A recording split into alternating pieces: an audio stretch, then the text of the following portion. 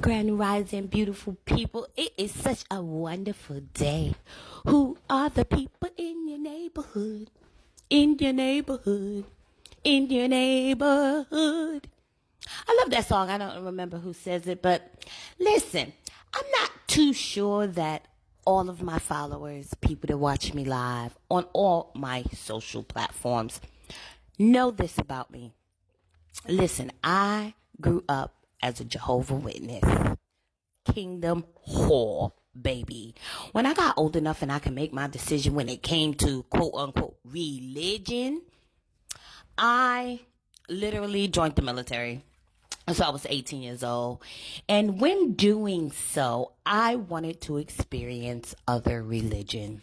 So I literally did 5%ers, Israelites, Nation of Islam. And I'm going to tell you, when I joined the military, they classified myself as a Muslim. And really, I studied the Quran. And they had that. They literally had that in the military. And I used to go to the service and do the prayers and everything. And fast forward, I got out. I actually went to the Baptist church. Yes, a Baptist church. I even got baptized. And during the time when I was going through a Bible study, you have to do these classes before you be baptized.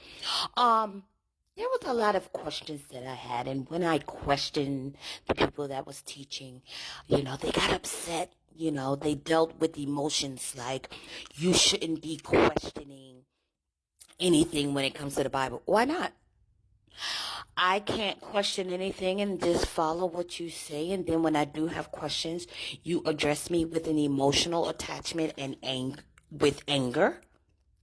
So I started to feel a little wary about this Baptist church. And then, when it came time for me to get baptized, I couldn't lift up out of the water. Let me tell you. Okay. Let's just get down to the nitty gritty of why I'm telling you all of this.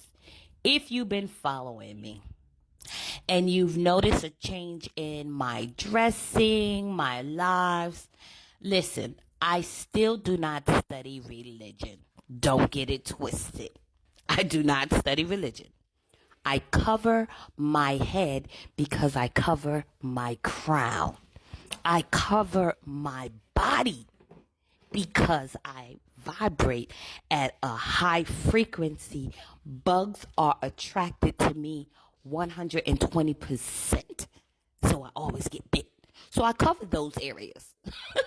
And I'm going to tell you, when I go out in public, yes, people assume stuff because that's what people do. People assume that I'm Muslim. They're like, how's Ramadan? And I'm like, I guess fine. And then they be like, well, are you Muslim? And I be like, no. And then they say, but you're covered. I said, so you assume assumptions. I'm going to tell you, people, dress the way you want. If you got these women who's half dressed or half naked, don't assume that they're sluts and dancers. They're tapped into their sexuality where they may want to expose themselves. And listen, that's okay for them. And if you get a woman that's very covered up, don't assume that she's a nun or Muslim. She don't want to expose her body. So what? She has the same mentality. She may feel that that's sexy too. Listen, I'm saying people gonna talk regardless. If they address you in a way that's disrespectful, you're gonna respond. You literally gonna respond to check them. The reason why I'm saying this is because a lot of you guys are in situations that you're not happy in. You're letting other people control how you should live your life. I give two fucks. I've never have. To be honest, I never have, even when I was little, and that's why I was cast out. I literally got kicked out of preschool. Literally preschool, because I said something smart or the way I sat in a chair. They have rules, and I've always broken the rules. People are gonna talk. Do not stay in relationships that you're not happy in. If the person do not want to work on the relationship, then it's time to leave. Don't try to have people make you stuck. It could be with money.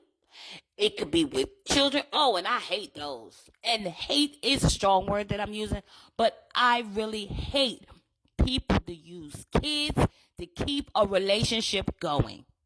There is a thing called the court system and co-parent. But what it is that you're not prepared to listen to what the judge might implement the co-parenting status, whether it might be visitation, whether it might be health coverage, whether it might be finances. You're going to have good and bad. You choose your priorities, because once you go through the court system, yeah, they might mandate a certain amount. They might mandate certain holidays.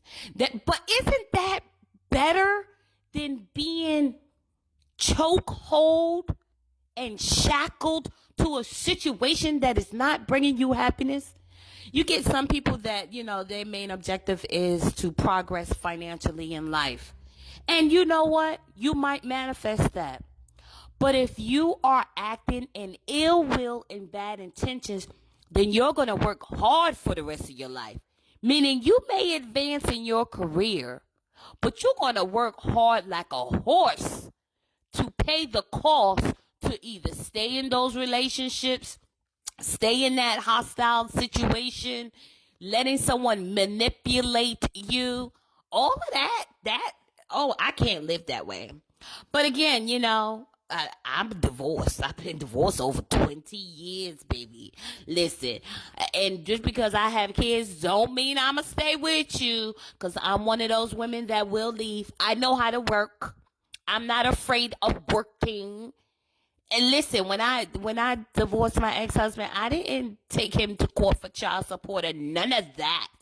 Because I'm a true believer, and I believe this with everything in my heart. When you do wrong and don't take care of your responsibilities and kids, if you do not fulfill that contract, because that's why we have a justice system, whether people believe in it or not, it is there, it is implemented to help us here on the 3D. And then you're supposed to make sure that you're protected and cleansed spiritually, doing the work, the shadow work. Then you will be protected. That's why I didn't take him for no money at the court. Because guess what? When you don't take care of your kids, God will make it fit that you will have a hard life. I'm not laughing, but I'm being so serious. So why walk through life with what it says, double-edged sword? Meaning, if you stay in a toxic relationship or with someone who's holding the kids over your head, they're always going to be in your ear, wanting more money, right? Guess what? If you don't take care of your kids